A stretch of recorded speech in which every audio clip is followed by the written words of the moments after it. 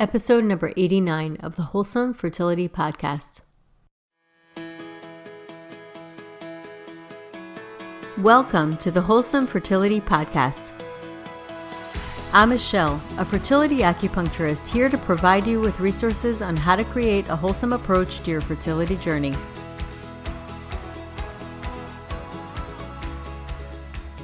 My guest today is Heather Grzych. Heather is the author of the Ayurvedic Guide to Fertility. A board-certified Ayurvedic practitioner, she bridges the world of conventional and alternative medicine to help women and men heal their physical and emotional lives. Heather is on the board of directors for the National Ayurvedic Medical Association and has consulted with doctors, governments, and insurance companies. She currently lives and practices in the San Francisco Bay Area. So welcome to the podcast, Heather. Thank you so much, Michelle. So great to be here with you today. And I love that painting behind you. Oh, thank you so much. I love the painting behind you as well. So we were just talking in the pre-talk. We had a pretty cool conversation. I think there was so much that I wanted to talk to you about because first of all, I loved your book. And also we both have this similar backgrounds in Ayurveda. I think you're a little bit more in it than I have been because I ended up studying acupuncture. And I think it's just so fascinating. I love the fact that you also are the first person that created a fertility Ayurveda book. And so talk to us about that because we just had the conversation of what inspired you to do that, and just also give us your background and how you switch careers. We have a lot of similarities. Yeah. Gosh, I would say the book is so connected to my history. I'm completely selfish when I write. I want to write about something that I'm interested in. And I also want to write about something that I've had some personal experience with. So even though I have the academic background of understanding the 5 elements, the doshas, the channels of the body, all the methods of panchakarma, things like that, I really wanted to speak from a place of direct experience when I wrote this book as well. So whenever I write, I like to marry that direct experience with the academic, and it feels like it comes, for me, it's a lot more deeper experience. So it's totally selfish. And but it's not. I mean, it has to be personal, really, in order for you to truly feel it and evoke it and really have meaning in it. So I think it always has to be like that. That's my opinion, if it's truly written from the heart. Yeah. And it's interesting because when I went to get this book published, I had, I'd written most of it, and then I wrote a book proposal, and then I went out to some publishers to try to get published. And, one publisher was like, okay, you're not famous. Sorry. It's a good book. You're a great writer, but you're not famous. Yeah. That's fair. Okay. Not famous. There's so many different elements to the world we live in. And then the second publisher, the girl that was the editorial director there, she said, I can't publish your book because I'm quitting my job to go study Ayurveda. Wow. That's crazy. And all these things that are going on, I was really wrestling with this. I had a third publisher I was waiting to hear back from, and I was upset because I was, when you put something out and you wait for it, it's just like waiting to get pregnant. You're waiting to receive something. Yeah. And I was really frustrated with that process, much like I was frustrated on my fertility journey, as many women get. I said to my partner, when I was upset about that one publisher saying, sorry, you're not famous, we can't publish this. And he said, you don't have 40 years of experience like this other publisher, author that we just published. My partner goes, yeah, you just had a baby. You're not an expert. Right. Yeah, it's so crazy. And as you're saying that, I'm thinking like, that book was your baby too. It's like you just birthed that book, and then you're getting all these like rejections. But interestingly enough, there's so many amazing books that started out that way. Yeah. And I think about Oprah when somebody told her you're not cut out for TV, So I love those stories for that reason specifically. So you're going to have your own story as well. And how I got there with this book was I had, my fertility journey, I would say it starts for all of us when we're like 11 or 12 or whenever we first get our period, right? and the choices that we make at that time, and the knowledge that we get about our body at that time, and the cultural associations that we get, the lifestyles that we develop. Hmm. So most women in their youth are going on the pill. I was like that. Yeah. um, I When I was in my early 30s, so when a woman decides, okay, I want to get pregnant, usually the first thing is get off the pill or whatever other sort of contraceptive device she had been using, because most people will continue to have sex even Hmm. if they don't want to have a child. Right. That's typically what happens in our culture, and I was like that as well. So when I made the decision in my early 30s to try to have a child, I went off the pill and, got those little ovulation strips that you Hmm. pee on, and did all these things that I heard you were supposed to do. I had a great life. I had a great job. I was married. I had a great husband, just this great, great, great life. Looked so perfect on the outside. I had a really nice car, like everything. And something happened one day where I woke up one New Year's Day and I said, I want to be happy and healthy this year. And I said, oh, crap. I said that last year. And I said that the year before. Mm. And I said that the year before, but wait a minute, why isn't this happening? And so this was in the middle of me trying to get pregnant with my husband that I had this. Oh my God. And were you doing Ayurveda at the time, or is this before? No, This is this before. was Okay, way got before, it. because I actually didn't have my baby until I was almost 40. Right. So this is around 31, 32 that all this is happening for me. And I ended up deciding I need to go become a yoga teacher. That day, I said, I need to go become a yoga teacher. That was the answer somehow that came up for me, Hmm. of something that I needed to do in order to get to this place of health and happiness. So I did that. And then once that happened, I completely transformed my life. Yeah. I transformed my life. I actually ended up leaving my husband. So once one thing changed, everything started to change in Right. my life. And so I didn't think about having a baby for a while. So we had this sort of, you know, brief failed attempt at pregnancy when I Hmm. was in my early 30s. Went on with my life for a while, continued my studying, found Ayurveda eventually in my mid 30s, and then went to school and got a master's degree in it. Now, I had a corporate job at the time, Hmm. which I led product development for a health insurance company. That was my old job. Yeah. So I was working on healthcare reform and Obamacare, and that felt like a thing that, it felt really, uh, I felt like it was doing good work. Hmm. I felt like I was making a difference Yeah. in the world with that, but somehow still it wasn't deep enough. It wasn't the work I was meant to do. I wasn't fully connected to it. And so Right. I ended up leaving that career, totally going back to Ayurveda school. And then in the process of that, I ended up meeting my partner. And then after I finished Ayurveda school, we ended up getting pregnant Right. shortly after that. So like, Amazing. yeah, I had started my practice, and right after I had started my practice, boom, got pregnant. But it was so important that that time happened for me. And this is why I wrote this book, is that I had been living from such an odd place. I mean, I don't want to say that I was living in a wrong way. It's not a wrong way, but I was living in a way that wasn't relevant to the time. Right.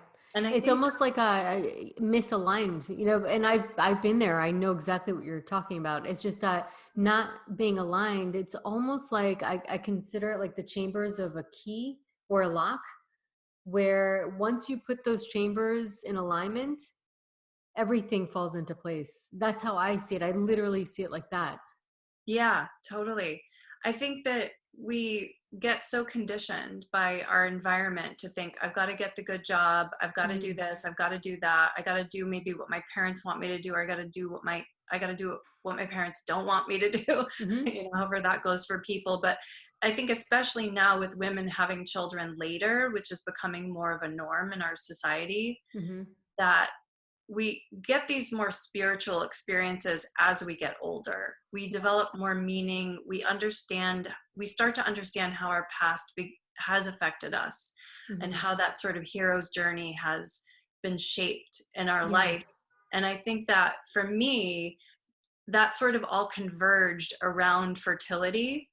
And I was going through this as a spiritual experience while I was trying to determine, am I going to be a mother? I've gone so much of my adult life without being a mother. Right. I know what it's like to not be a mother. Yes. I totally understand that. It's like it's such a true depiction of that feeling. I think everybody goes through that on some level. And I think too, it's interesting that you went through this whole thing. So you were going through school, and probably the top thing on your mind throughout all of this really is, what can I do to improve my fertility? Exactly. I was thinking, what can I do to improve my overall health? Because the question came up for me, I want to be happy, I want to be healthy. Yeah. That was my initial question, right? Right. And then the question that came after that is, will I be a mother? And am Yeah. I healthy enough to be a mother? Is my life, are my is my life are my life conditions set up for me to do that? Right. So that was the question I sought to answer. And I coincidentally was having issues with my menstrual cycles. They weren't really bad, but they weren't what I had assumed would be a healthy menstrual cycle. And is this after getting off the pill?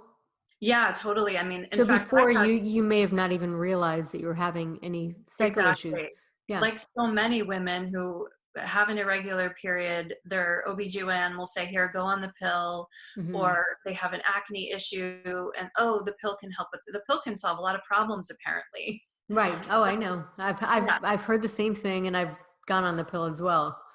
I've been yeah, there. and we know now, that there are a lot of side effects of Hmm. being on the pill, and especially when a woman decides she wants to become pregnant and she says, "Oh my gosh, I want to get all these chemicals out of me. Yeah. I want my body to be really pure and clean and detoxed Yeah. before I have a child." So I was going through all of that process while I was in Ayurveda school. And I had a mentor who she lives in Nepal. I don't know if you've ever heard of Dr. Sarita Shrestha. She's referred to as the mother of Ayurveda in the West. No, but I remember reading about it with Yeah, your on your bio, or yeah, one of the information that I got. Yeah. yeah. She's such a sweet woman, and all of the women in the Ayurvedic community that I was part of sort of uh, assembled ourselves around her to learn whatever we could about fertility. She's an Ayurvedic OBGYN. Oh, And that's amazing. yeah, she lives in Kathmandu, and she would fly out to California twice a year, and maybe some other places in the US, but definitely California where I live. And we would meet with her, and I would have consultations with her every year when she came out. And she Oh, was it's also so a lucky. teacher at Ayurveda school. So I worked with her over the course of a couple of years to regulate my periods. And there was so much wisdom that came in that process. Hmm. And one of the things that happens in Ayurveda is there's so much focus on herbs. And I know there is in Chinese medicine as well. There's so much focus on herbs, and medicines are so interesting in whatever form they come in, Right. whether it's a pharmaceutical or a plant or a yoga pose or whatever that medicine is to sort of change a situation or a pattern. So she would come up with these really, really elaborate, herbal formulas. And Hmm. in time, I made it my objective to understand, what are the principles behind what she is recommending for me. Mm. Because I wasn't here to just receive something and then just take it the rest of my life. I wanted to understand, what was it doing to me that I wasn't able to do on my own. Right. And I sought to answer that question. So it was about learning the principles of Ayurveda, learning how to balance the opposites, or the gunas, which you're probably familiar with, the 10 pairs of opposites, hot, cold, Hmm. light, heavy, Right. fast, slow, dense. Yeah. Or, It's like the yin and the yang. yeah, exactly. Balancing all those opposites. And Ayurveda gives such a great, detailed, um, but intuitive way of understanding that. Yeah. And it's funny because someone actually, Ayurvedic approach to eating and living and everything it feels so unique and so different to regular life. in Hmm. some way in mainstream society, but it's so simple. And it, once people learn it, you're like, oh my God, all that other stuff is way too complicated. Absolutely. You know, one of the things that I love is eat your largest meal when the sun is the strongest, because Agni is really what helps our digestion. It's the fire kindling, and we always drink cold fluids to dilute that fire. And it's like that's what keeps us from getting sick. It's what keeps our constitution strong. And so, why not use the highest, most hot part of the day, which is gonna, you know, of course, we're part of the use the sun, use the heat to Yeah, help our Agni.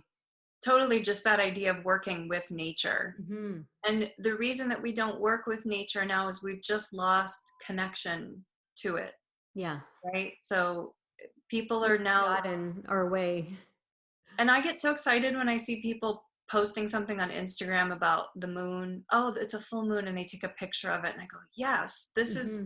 the reconnection. This is the, oh, now that we're all sheltering at home. And Hmm. I'm noticing people are going out hiking in their neighborhood. Yeah, They're discovering parks they haven't been to for years because they were too busy. They're noticing the plants that grow in their neighborhood. And that is so wonderful. And that's part of this. And that's what happened to me naturally before the yeah, pandemic when I started learning about Ayurveda. Suddenly, I would walk up the street and notice, instead of the concrete buildings, because I lived in the city at the time, I would notice the tree. I would right. notice all the little plants growing out of the cracks in the sidewalk. I started to become oriented toward the natural world and things that were happening naturally. You So, know what's interesting? I remember, I'm sorry to interrupt. I just oh, felt that's like I cool. have to share this. Yeah. I remember when I first started learning Ayurveda, my teacher, Light, she's amazing, very spiritual woman. And she said, you've all been here before. We've done this in lifetimes ago. And I literally felt a remembering, you know, when you're talking about this, it just kind of brought this up in my mind. I remembered feeling like a memory, a deep memory Mm. woken, like everything that I was learning was so familiar. And like you were saying about how it makes more sense than not, even though it's new, but it's not really new. It's weird. It brings up a memory within us that we always knew but forgot. Yeah.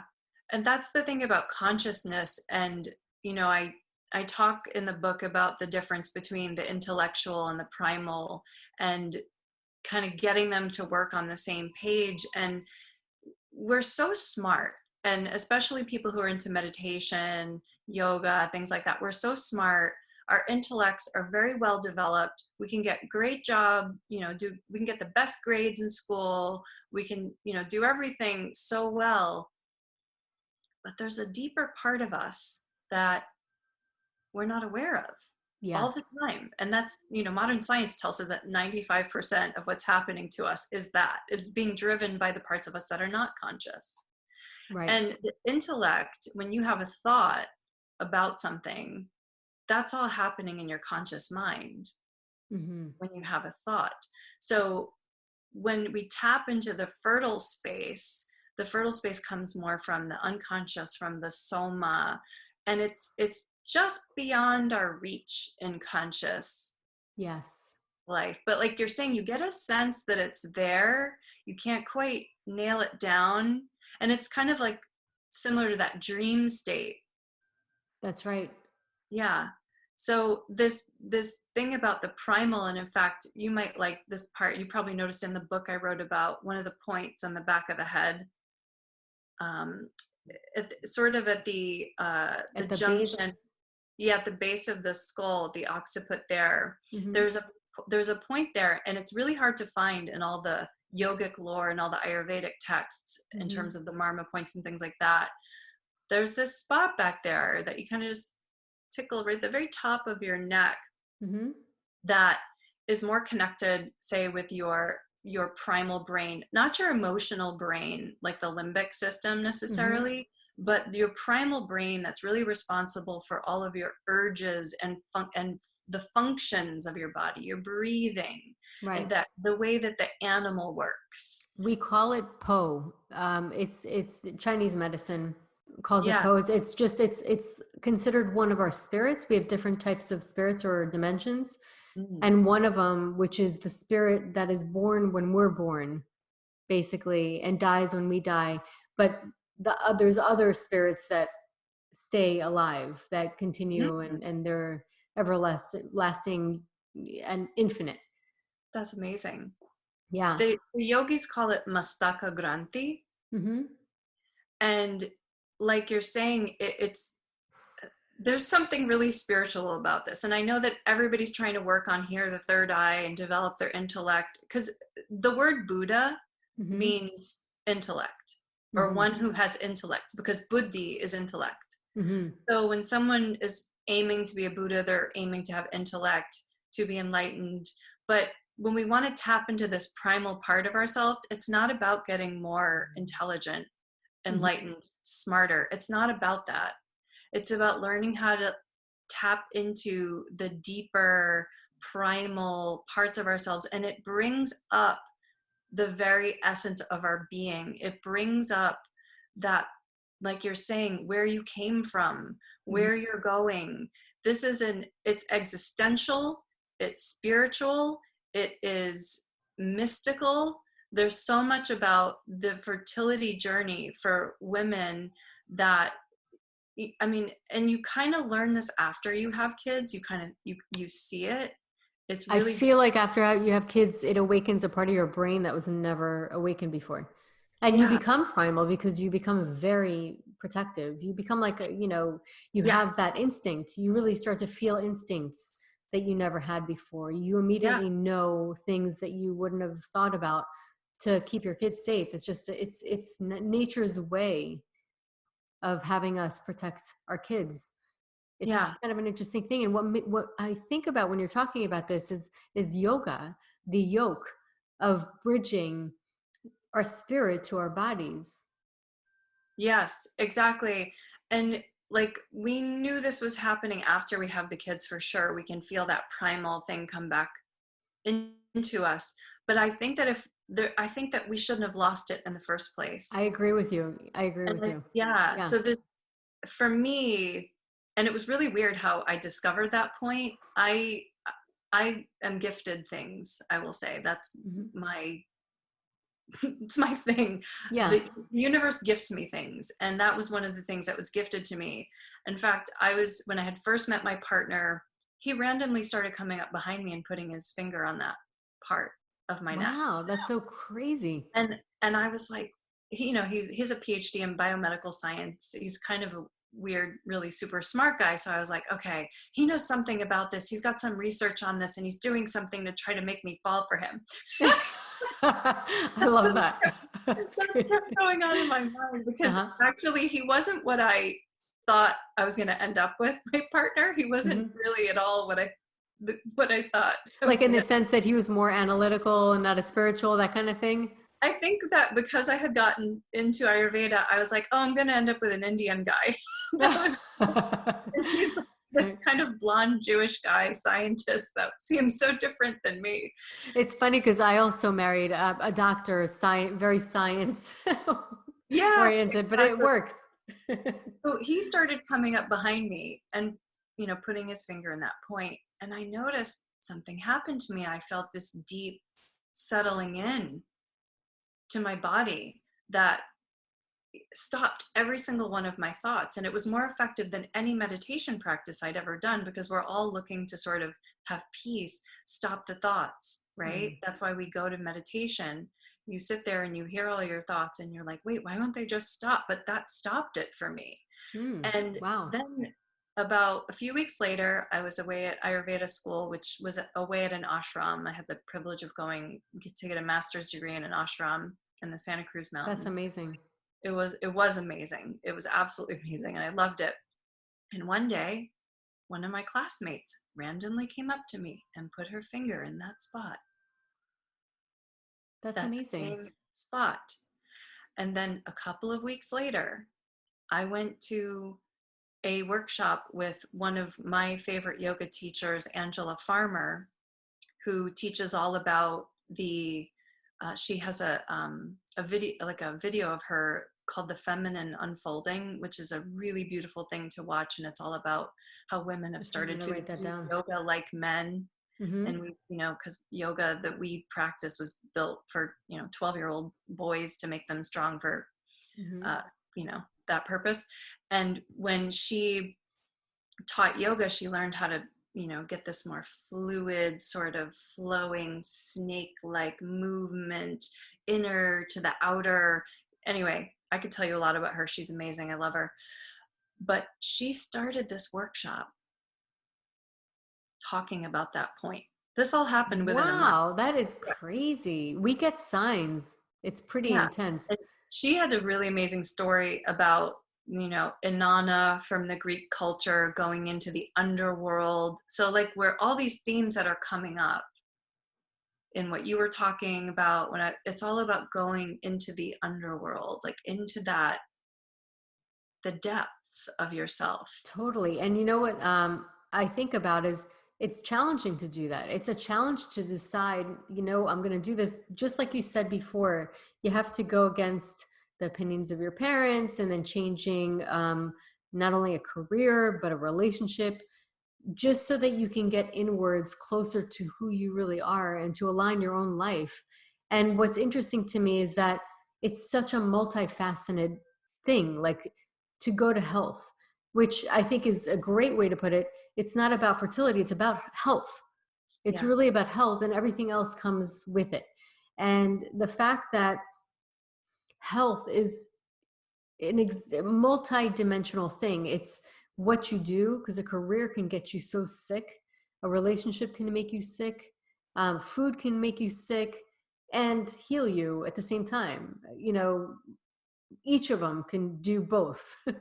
So finding that alignment and finding that home and going underneath below the surface is truly honoring that quiet, still voice within us that guides us towards true health. And true health is not just our physical body, it's everything.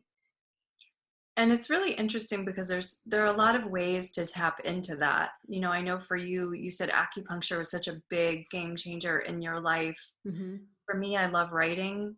Yeah, And writing poetry. That's one of the ways that I love that too.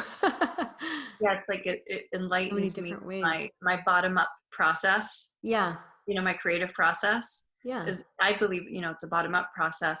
But, even just learning about nature is so helpful. I planted some seeds when the COVID pandemic hit, planted Hmm. some peas and planted some spinach. And I don't have a huge garden. I have a balcony. So I'm like planting things on a balcony Hmm. in Northern California. And That's like, great though yeah. that And, you're utilizing it, because it goes to show you could still garden from a balcony. yeah. And you learn so much when you watch plants. You can see that certain seeds like certain kinds of soil, Hmm. certain seeds like certain temperatures, Hmm. levels of moisture. So everything is so different, and our bodies are like that as well. And it's so fertility is so tricky because you cannot create one situation in a Hmm. body that will work for every zygote, every egg or every sperm that comes together to succeed in. Right. You can't, there's not one environment that will work for everything. So how do you figure out how to do this? How do you figure out how to create the right environment for a new potential soul to Right. come into the planet? And in Ayurveda, that, they don't call it the four fertility factors. I called it that in the book because I needed to name it. They talk about the seed, the season, the field, and the water in all the classical texts. And that's the reference for fertility. And understanding that helps us understand when the conditions are right for us to become pregnant. Right. The field, so as women, we're the field. And the most direct correlation, or the most direct spot of where the field is the uterus. Because that's the place where the new life is going to, where the seed is going to get implanted and grow Right. and sprout, Yeah. like you were talking about So earlier. beautiful. Okay, so the word for field in Sanskrit is kshetra, and kshetra means a place where a person will take a pilgrimage. Wow. That is so deep. I know. Isn't that amazing? That is so amazing. It's so profound. You could like literally, I could sit Yeah. with that thought like all day long and it'll keep being like 5 dimensional in my head. Oh, so that, I mean, because it's not just about, we've all been there. Yeah. We've all been there, even though we're thinking about wanting to have a baby in the future, like a lot of, I'm sure your listeners are interested in. We also have to know that we came in on a pilgrimage Hmm. in our mother's uterus. That's right. And that was that environment that we needed, that was somehow so perfect for us to grow and thrive. It was Right. somehow so perfect for us. And that's why it's so tricky as a woman to think about, well, what's the right environment for my child? What, and we'll worry about this even after we have the kids, right? We question all of our behaviors. Oh, was Yeah, that, absolutely. It it's so doesn't hard. stop. Yeah. And for me, I had a tape running in my head a lot of my, from probably from about 20 till I actually had a kid, this question would come up for me all the time. Would I be a good mother if I did that? Hmm. That came up for me all the time. And a lot of the decisions that I made were when I said no, that would force me to make a decision on something. No, I would not be a good mother because it was something that was important to me in my life. Yeah. So even when I thought about my career, I said, if I had that career in that place, in that environment with those people, and I feel like that after I leave that environment, or I feel like that when I'm in that environment, and then I take that home with me, Hmm. am I going to be a good mother? That's And such I, an interesting question. And it's like such an interesting way of looking at it. Because it yeah, really is. I mean, if you're empty yourself, where are you going to come up with energy? If you're coming from an energy poor environment, how are you able to sustain and provide nurturing? yeah. But yet it's so hard because we have the modern problem of wanting to work, needing to take jobs maybe we don't even like that much, needing to Yeah. take jobs that we kind of like, or needing to take jobs that feel really super stressful. I mean, you know, the statistics on stress, we don't even need to talk Yeah, about, of course. right? So there's a cultural phenomenon going on here where as a culture, we've gotten so out of balance, Hmm. and women have gotten out of balance. And when women get out of balance, the fertility is affected, and that affects humanity when women get out of balance. Absolutely So does. Yeah. yeah, and that's why my work, this book, for me feels like it's so much bigger than just trying to get a woman pregnant. And Yeah. honestly, that's not my goal. Like, yes, I want you to get pregnant if you want to get pregnant, but it's more important for me for to help you get your life healthy so that for you, you as the plant in that environment first, that you are good. Right. I agree with you on that. I've had so many people also come into my office, and at one point, when I first meet them, I say, "What do you do for yourself?" And they're like, "Nothing. This is all for the baby." And I said, "Okay, we're gonna have to work on that because you know it's a complete perspective and reframe that we matter, our bodies matter, and it's important to focus on wellness, and then from that place everything else can come into fall into place, but it's so Yeah, important. Yeah. if you care so much about making sure you can have a child, I mean, you're living in your body as well, Yeah. right? So when you get pregnant, there are two of you living in there. Yeah, that's right. First, you're living in there. Yeah. Why are you not as important? as that baby. That's right. But not only that, that baby needs a healthy, happy you. It does. Yeah. And it's hard because no one, I don't, whenever we get to that place where we feel like I can't take care of myself, there's some disempowerment going on Hmm. with a person where they feel like they can't make their life the way they want it for some reason. Yeah. For whatever we get there, it's not, it is a mindset, but there's a reason, and there's probably something in that person's past that caused them to believe that. Hmm.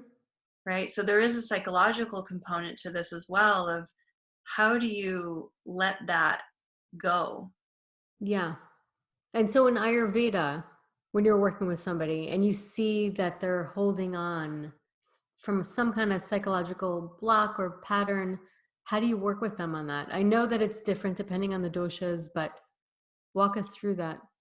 Yeah, so it's, the paradigm is that the when there's an imbalance, it could be that the doshas are out of balance, the vata, pitta, or kapha. It could be more than one of them are out of balance.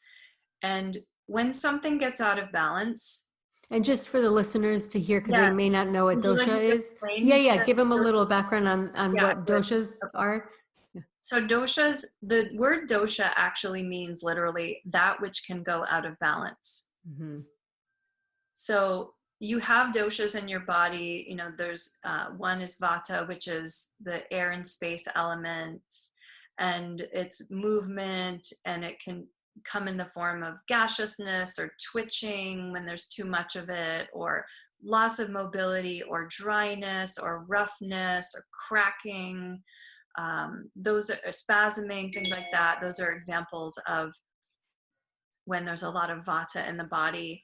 And vata it's a degenerative um, condition when it gets in too much. But vata is also, because it's about movement, it's at the root of all the other imbalances. So once vata gets out of balance, sometimes the other doshas can also get out of balance. So for example, pitta is the second dosha. That's the fire element and the water element, and that's the inflammatory response of the body. So when that gets out of balance, women will have something like maybe super heavy periods, or red skin conditions, acne, irritability, tons of like profuse sweating, things that are red, or this yellow skin and jaundice, things like that, loose stools. That's when it's in excess. But obviously you need that fire element, you just need it in the right level of balance. Right. And pitta is responsible for transformation. So people who have the kind of jobs where they're transforming things, or they're activists, or stuff like that, has that pitta element, that pitta energy. And then the kapha energy that's the third dosha. That's the dosha of stability, of lubrication. And you can notice it as mucus in your body. Anything that's wet or anything that's earthy in your body is kapha. And so a person that had a lot of kapha might notice their body's very wet, lots of, boogery, sinuses, and lots of vaginal fluid would be an example. And also growths of some sort. So tumors, cysts, skin tags, things like that, where there's a growth that shouldn't normally be there, where the body has built up something extra. Hmm. That's an example of too much kapha. Kapha is stability, lubrication. Pitta is the transformation, the fire. And vata is the first dosha, which is the degeneration, the movement principle. So you need all of these in your body, and they will shift in response to the environment, what you take in through your senses, what you take in through your mouth and your food. Hmm. Everything in nature has these properties in them that will affect your doshas. So for example, if you're eating a lot of tomatoes and salty food and spicy food, things that have a lot of heat and fire element in them, then that might pick up the fire element in your body, and all of a sudden you're extremely irritable. Hmm. You're going through the luteal phase of your cycle, right after you've ovulated, and your skin's getting really red and rashy, and you're getting What's interesting is I've noticed when I was studying this, a lot of pittas love spicy food. It's the funniest thing. Like, it's like, it's not great for them, but they love it. Maybe Yeah, that's why they're so pitta. I don't know.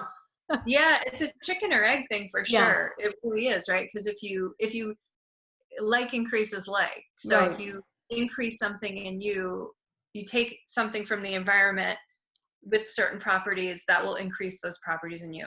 So Right. that's all a very sort of Cliff's Notes explanation of the doshas, Yeah. right?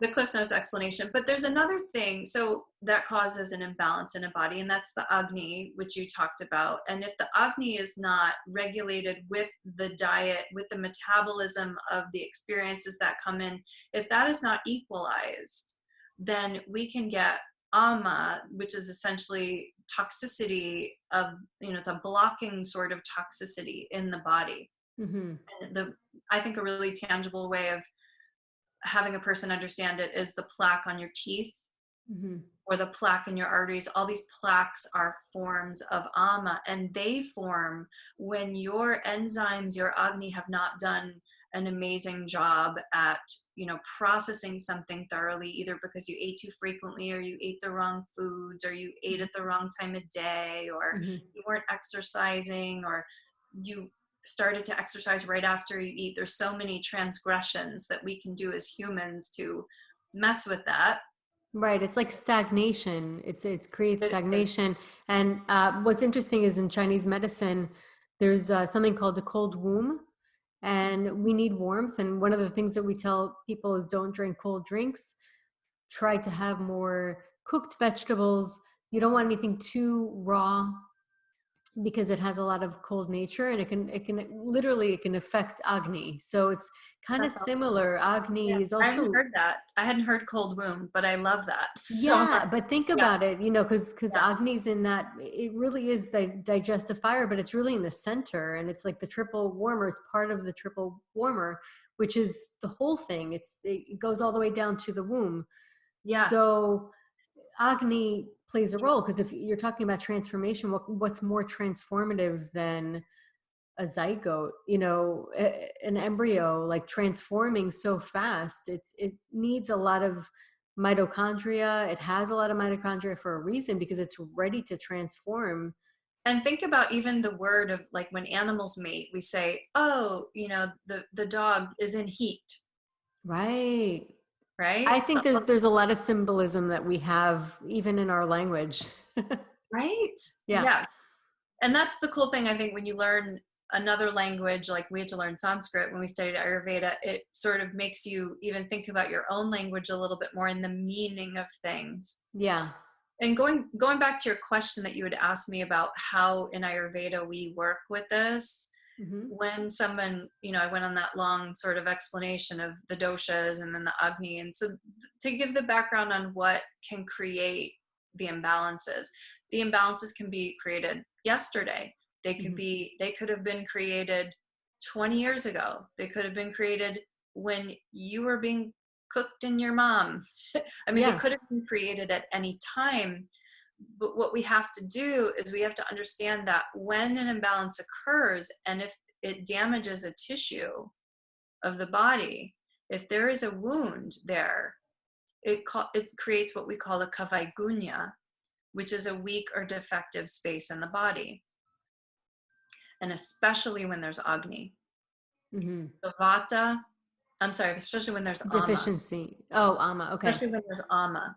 Right. And vata. So vata will sort of degenerate something. When you degenerate something, you need to nourish it. Pitta will burn things. And when you burn something, you need to cool it and soothe it.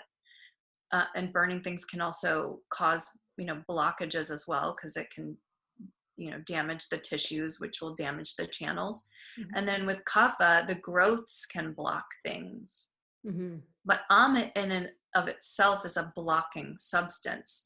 It gets in your arteries and it clogs them. It gets in your, brain and leads to Alzheimer's and dementia. They're finding there are plaques correlated with this. So whenever you have tissues that are not getting the nutrients that they need, it's because there's a blockage or because there's a lack of nutrients getting there because maybe there weren't as many coming in.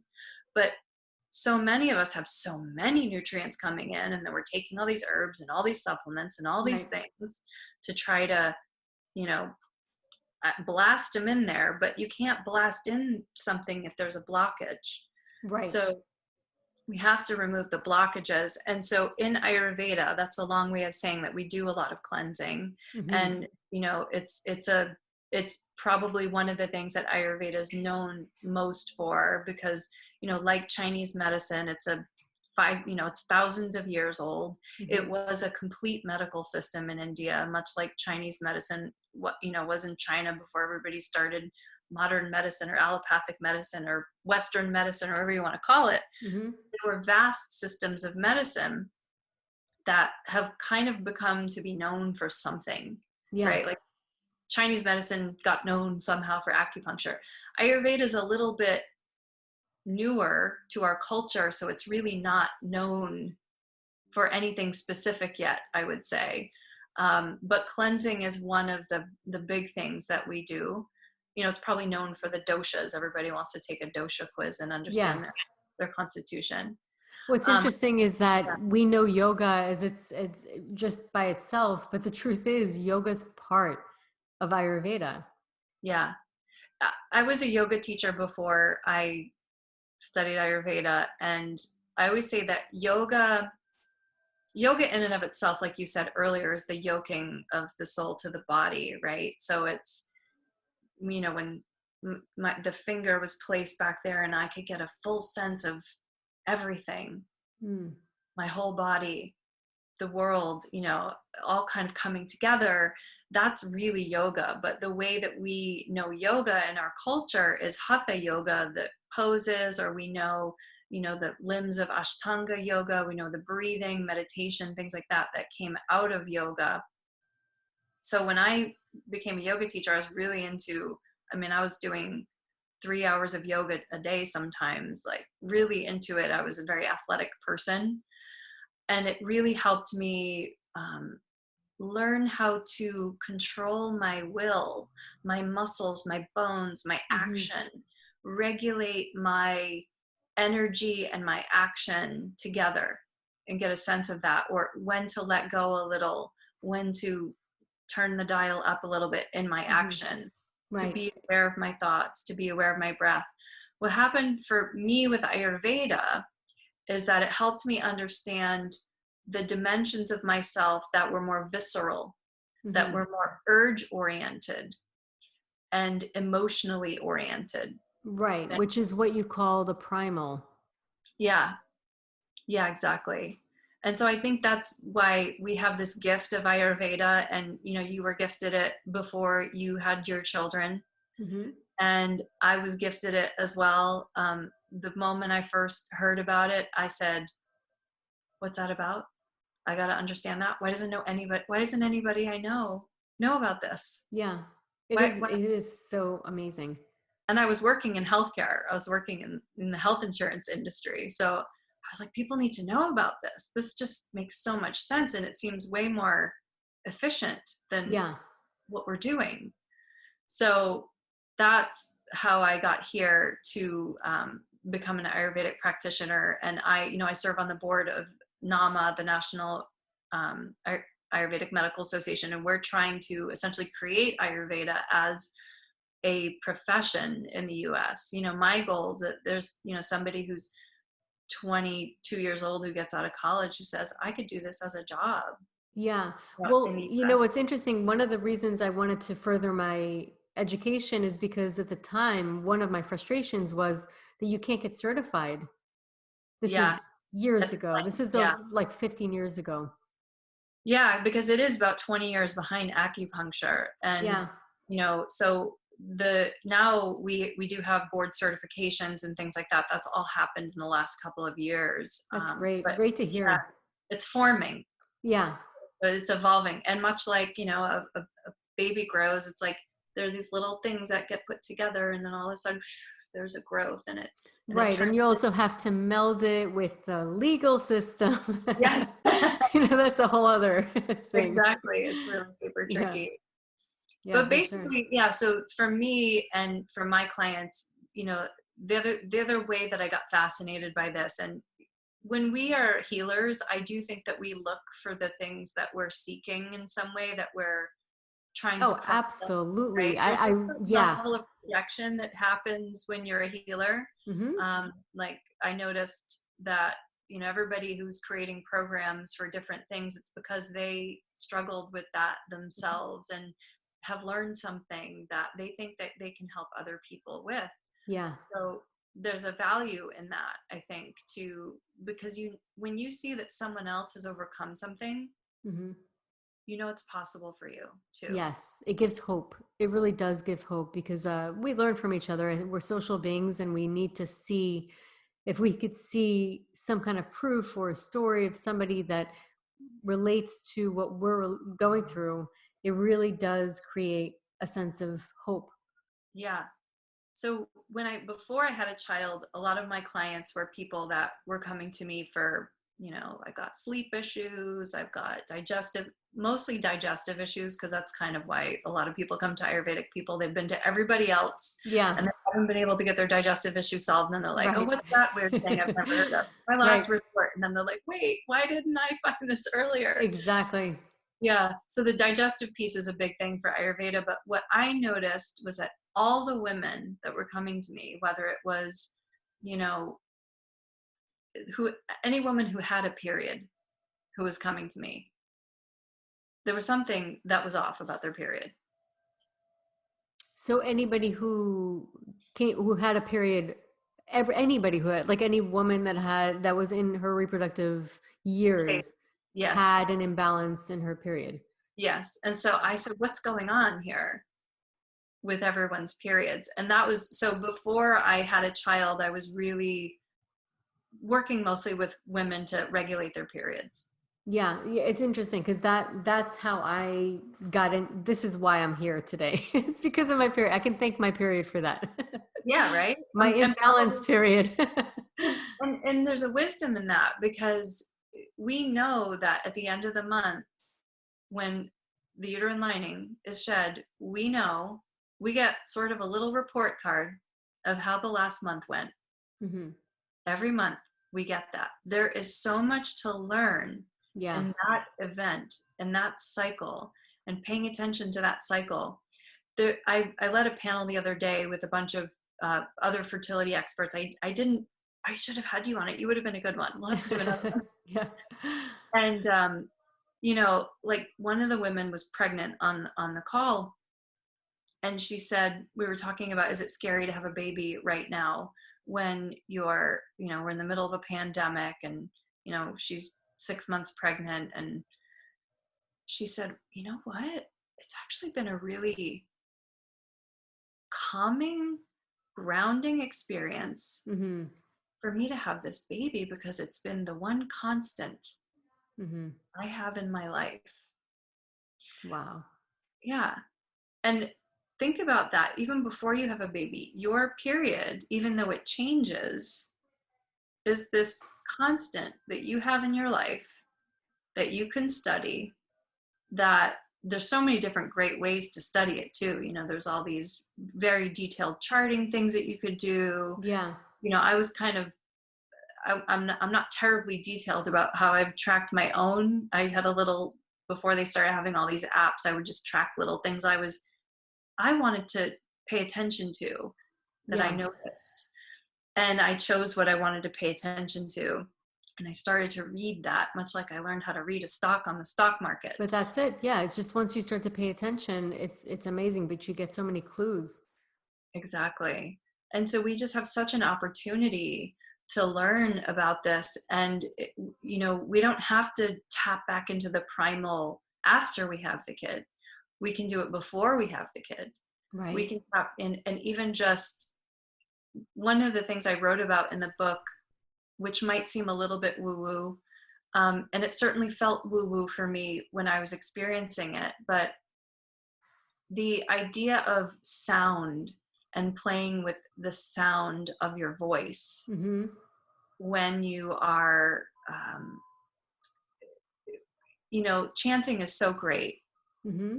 And that's one of the reasons yoga is so helpful for women today, because it sort of exposes people to the fact that you could chant. But when we chant, But we it's very typically, scientific, actually. It's it actually totally very is. scientific. It's a vibration. Yeah. And it's a vibration, and there, oh God, the Vedic systems have, so much to teach on chanting. Oh, big time. It's And amazing. I feel it if I chant Om. Sometimes I feel so stagnant. I'll start chanting really loud. My dog looks at me like, "Are you crazy?" I'm alone in the house, and I literally feel like I just tuned up my energy. yeah. And then there's this thing that when people go to a yoga class and they chant Om and they Mm-hmm. try to make their voice sound like the voices around them, Mm-hmm. I could tell the difference between a person who was really feeling their Om Yeah. You versus, don't care. You're like, oh, you really feel yeah, it. Like it really or gets you you're in there. exactly, And you're like, sometimes it oh. can go really low, or and sometimes it can be higher, and you can go to different octaves. But if you could actually chant Om and be completely selfish about it and say, when I chant Om, I want it to feel I want to love the resonance inside. I want to love the way it feels in my body when it comes out. Mm. I want to love the way that feels. And when I hear it, I want to love the way it sounds, you know? Oh, well, that is just such a beautiful thing that you just mentioned. Because think about it. I mean, really, as a whole, it's about coming back to yourself. It's about honoring that rather than going to the end point or having this end goal, which is fertility. It's really about coming back to your own health, which is how you started. Really, that's the beginning of your journey. Is you heard a voice within you that called you back home, Yeah. and you had to change all those little pieces and follow that one by one to get back home. And then once you were back home, everything seemed to have fallen into place. And it doesn't always make sense for people when it's happening. You'll fight your conditioning Yeah. and you'll cry and you'll Mm-hmm. think, I should do this and I should do that. But you'll notice the way it feels inside your body. Mm-hmm. You'll notice the changes. And that will be your litmus test about whether you're making the right decisions. Yeah. Not when not because you're living some way you think you're supposed to live. Right. And yeah, so It's, that's the yeah, journey. it's like The being journey. versus the narrative. Are you in the narrative or are you just in the experience? Ultimately, I thank you so much. I think Yeah. this is just such a fascinating conversation. And I'm sure a lot of people want to read your book right now and are super interested in learning more about Ayurveda. I know I was, so I'm kind of projecting, but I just think that Ayurveda is so fascinating in the sense of how it's so relatable. And the cool thing about Ayurveda, I remember when I first heard about it, is you hear these different things that you just shared with us, and it sparks a memory or a part of you that can relate to it, and it's just like, oh my god, that's so true, I want to learn more. And that's what I find, most people have that kind of response. So if they do want to learn more, obviously the first way, which would be great because you also go over the doshas, you go over really a basis of what Ayurveda is your book, The Ayurveda Guide to Fertility. How can people find that? How can people find you if they want to work with you? Yeah. So my book, The Ayurvedic Guide to Fertility, here it is. Just got some at home. Beautiful. Yeah, I love the way it came out. It's so pretty. It's available on Amazon, Barnes and Noble, and at IndieBound. So anywhere, most book places. And you can go to my website. My last name is kind of hard to spell, so I'll spell it. It's Heather is my first name. My website is heathergrish.com. Okay, I Heather, totally I have to redo your intro. Grish. Okay. yeah, Grish, and it's Grzych, Heather Grzych.com. And you can find me on Instagram at Heather Grish. as well. So Heather and then Grzych. Awesome. I'm going to have all that information in case anybody missed that or wants to make sure they get the correct spelling. I'll have all of that information in the episode notes so it won't be missed. So thank you so much for coming on. This is just fascinating. I have such a fascination with the Vedas. It seems to be such an endless study. Like you can't finish studying it. It's just such an amazing, vast science of life that and I love the fact that you actually created a book that uses this towards fertility. So thank you so much for coming on. It was a real pleasure for me. Yeah, I've really enjoyed my time with you. I hope we get to speak again, and I look forward to watching our podcast later.